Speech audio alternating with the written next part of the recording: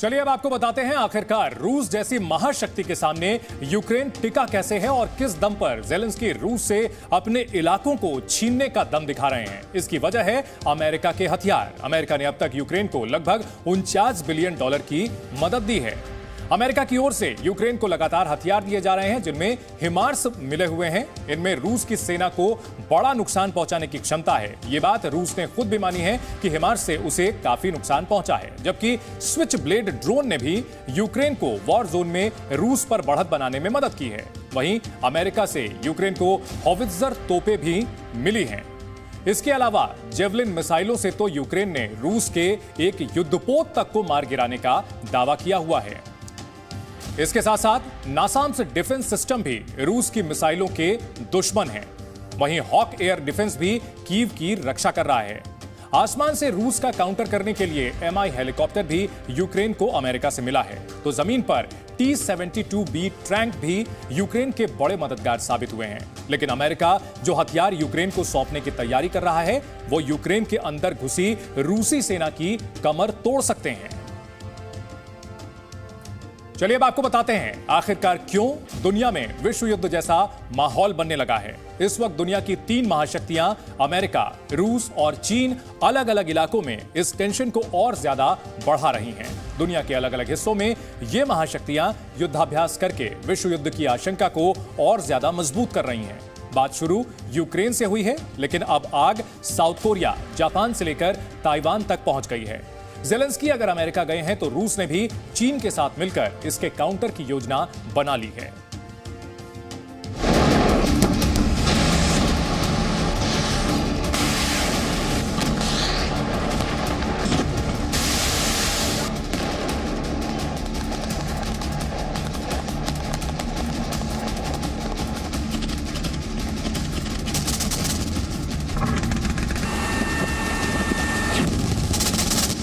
Zelensky के America पहुंचने से पहले ग्लोब के दूसरे कोने में बहुत कुछ ऐसा चल रहा है जिससे संकेत मिल रहे हैं आने वाला वक्त दुनिया के लिए बहुत अच्छा तो नहीं।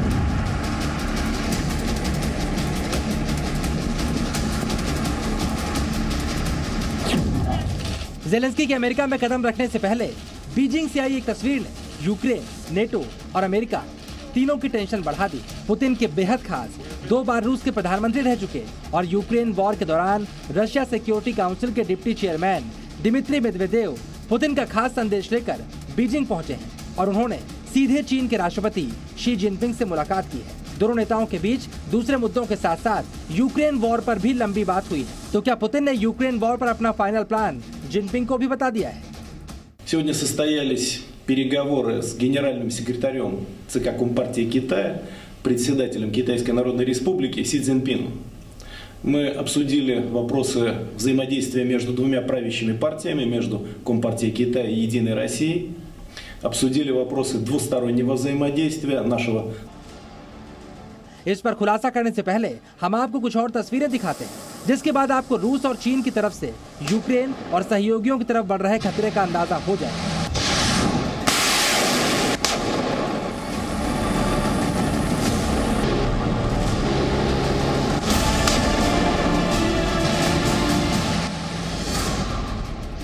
यूक्रेन में वॉर के सुलगते शोरों के बीच रूस और चीन ने नेवल युद्धाभ्यास शुरू कर दिया है और ये युद्धाभ्यास दुनिया के सबसे विवादित इलाकों में से एक पूर्वी चीन सागर में हो रहा है। रूस और चीन का ये युद्धाभ्यास 21 से 27 सितंबर तक चलेगा। रूस और चीन इस दौरान समंदर में सबमरीन पर हमले की प्रैक्टिस करेंगे। रूस और चीन समंदर में दोनों देशों की ताकत को परखेंगे और इस नौसैनिक युद्धाभ्यास का उद्देश्य दोनों देशों के नौसैनिक संबंधों को और मजबूत बनाना है।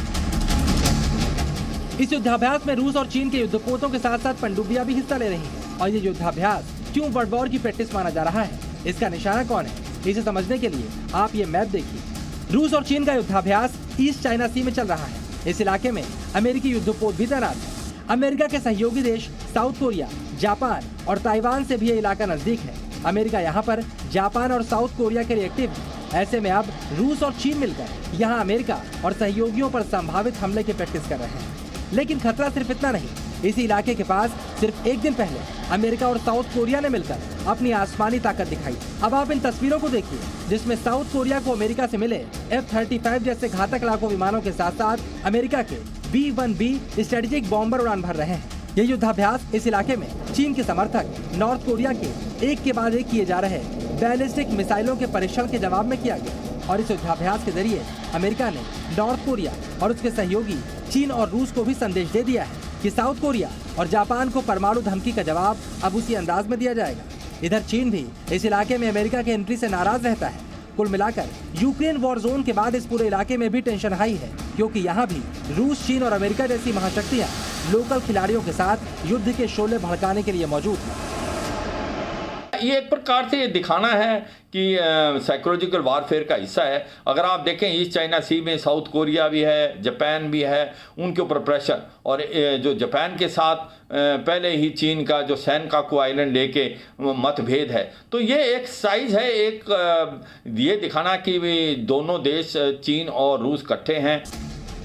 इधर आग में घी डालने का काम ताइवान की तरफ से भी चल रहा है। चीन जो ताइवान के नेताओं के दूसरे देशों के नेताओं से मिलने के बाद आग बबूला हो जाता है, उसे भी ताइवान ने बुरी तरह से चिढ़ा दिया है। ताइवान की राष्ट्रपति त्साई इंग-वेन ने यूरोपियन यूनियन और अमेरिकी कांग्रेस के नेताओं से ताइपे में मुलाकात की और ताइवान को हथियारों की बिक्री के लिए अमेरिका का धन्यवाद भी कहा।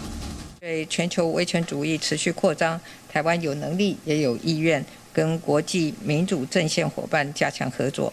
因此，我在今年初提出强化欧洲链接计划，期待台湾和欧盟进一步的深化伙伴的关系，一起来建立具有韧性的民主。